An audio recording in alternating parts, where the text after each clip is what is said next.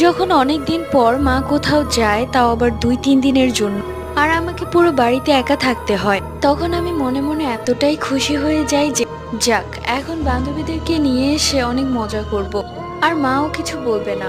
এমনই একটা সময় মা আমার পিসির বাড়িতে বেড়াতে গিয়েছিল, তাও আবার 3 দিনের জন্য। আমি তো মহা খুশি। মা আমাকে অনেকবার বলেছিল যেতে, কিন্তু আমি বলেছি আমি যাব না। কল করে বান্ধবীদেরকে বাড়িতে আসতে বললাম, ওরা সবাই চলে এলো। এরপর আমরা বসে পড়লাম চার্লি চার্লি গেমটা খেলার জন্য।